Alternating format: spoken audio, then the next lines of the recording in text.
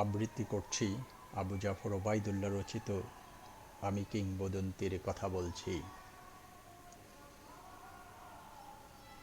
আমি কিংবদন্তির কথা বলছি, আমি আমার পূর্বপুরুষের কথা বলছি। তাঁর করতলে পলিমাটির সৌরভ ছিল, তার পিঠে রক্ত জবার মতো ক্ষত ছিল। তিনি অতিক্রান্ত পাহাড়ের কথা বলতেন, অরণ্য এবং সাপদের কথা বলতেন, পতিত জমি আবাদের কথা বলতেন। তিনি কবি এবং কবিতার কথা বলতেন। জিহ্বায় উচ্চারিত প্রতিটি শব্দ কবিতা, কর্ষিত জমির প্রতিটি শস্যদানা কবিতা। যে কবিতা শুনতে জানে না সে ঝড়ের আর্তনাদ শুনবে, যে কবিতা শুনতে জানে না সে দিগন্তের অধিকার থেকে বঞ্চিত হবে, যে কবিতা শুনতে জানে না সে আজন্ম কৃতদাস থেকে যাবে। আমি উচ্চারিত সত্যের মতো স্বপ্নের কথা বলছি, উনুনের আগুনে আলোকিত একটি উজ্জ্বল জানালার কথা বলছি। আমি আমার মায়ের কথা বলছি। তিনি বলতেন, প্রবাহমান নদী যে সাঁতার জানে না তাকেও ভাসিয়ে রাখে। যে কবিতা শুনতে জানে না সে নদীতে ভাসতে পারে না। যে কবিতা শুনতে জানে না সে মাছের সঙ্গে খেলা করতে পারে না। যে কবিতা শুনতে জানে না সে মায়ের কোলে শুয়ে গল্প শুনতে পারে না। আমি কিংবদন্তির কথা বলছি, আমি আমার পূর্বপুরুষের কথা বলছি। আমি বিচলিত স্নেহের কথা বলছি, গর্ভবতী মায়ের বোনের মৃত্যুর কথা বলছি। আমি আমার ভালোবাসার কথা বলছি। ভালোবাসা দিলে মা মরে যায়, যুদ্ধ আসে ভালোবেসে মায়ের ছেলেরা চলে যায়। আমি আমার ভাইয়ের কথা বলছি। যে কবিতা শুনতে জানে না সে সন্তানের জন্য মরতে পারে না। যে কবিতা শুনতে জানে না সে ভালোবেসে যুদ্ধে যেতে পারে না। যে কবিতা শুনতে জানে না সে সূর্যকে হৃৎপিণ্ডে ধরে রাখতে পারে না। আমি কিংবদন্তির কথা বলছি, আমি আমার পূর্বপুরুষের কথা বলছি। তাঁর পিঠে রক্ত জবার মতো ক্ষত ছিল, কারণ তিনি কৃতদাস ছিলেন। আমরা কি তাঁর মতো কবিতার কথা বলতে পারবো? আমরা কি তাঁর মতো স্বাধীনতার কথা বলতে পারবো? তিনি মৃত্তিকার গভীরে কর্ষণের কথা বলতেন, অবগাহিত ক্ষেত্রে পরিচ্ছন্ন বীজ বপনের কথা বলতেন, দুগ্ধবতী গাভীর মতো শস্যের পরিচর্যার কথা বলতেন। তিনি কবি এবং কবিতার কথা বলতেন। যে কর্ষণ করে তাঁর প্রতিটি ছেদ বিন্দু কবিতা, কর্ষিত জমির প্রতিটি শস্যদানা কবিতা। যে কবিতা শুনতে জানে না শস্যহীন প্রান্তর তাকে পরিহাস করবে। যে কবিতা শুনতে জানে না সে মাতৃস্তন্য থেকে বঞ্চিত হবে। যে কবিতা শুনতে জানে না সে আজন্ম ক্ষুধার্ত থেকে যাবে। যখন প্রবঞ্চক ভূস্বামীর প্রচণ্ড দাবদাহ আমাদের শস্যকে বিপর্যস্ত করল, তখন আমরা শ্রাবণের মেঘের মতো যুথবদ্ধ হলাম। বর্ষণের স্নিগ্ধ প্রলেপে মৃত্তিকাকে সঞ্জীবিত করলাম। বারিসিক্ত ভূমিতে পরিচ্ছন্ন বীজ বপন করলাম। সুগঠিত ছেদবিন্দুর মতো শস্যের সৌকর্য অবলোকন করলাম এবং এক অবিশ্বাস্য আঘ্রাণ আনিশ্বাস গ্রহণ করলাম।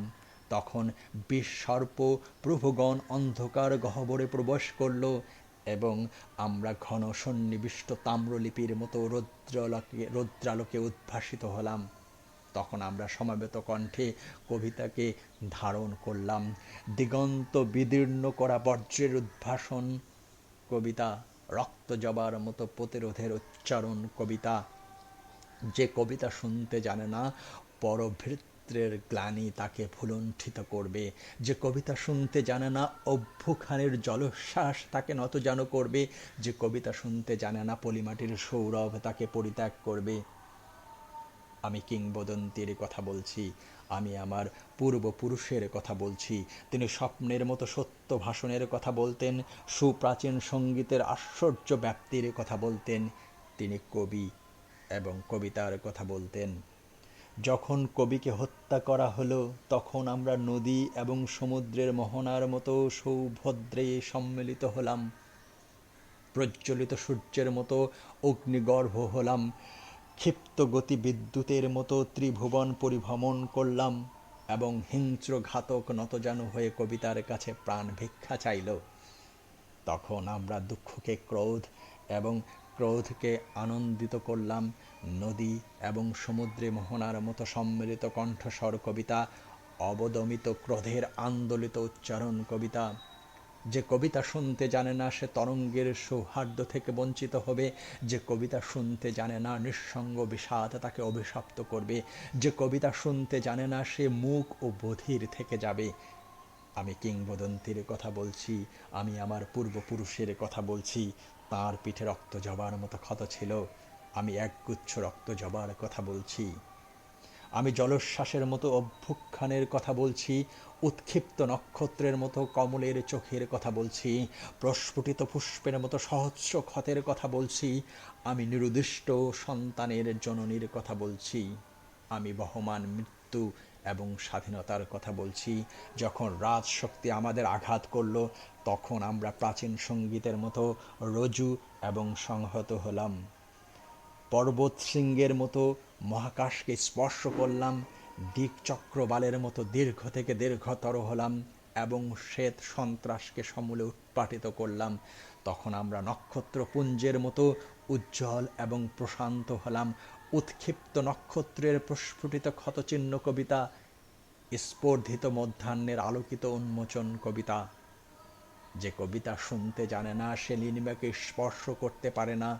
যে কবিতা শুনতে জানে না সে মধ্যাহ্নের প্রত্যয়ে প্রদীপ্ত হতে পারে না। যে কবিতা শুনতে জানে না সে সন্ত্রাসের প্রতিহত করতে পারে না।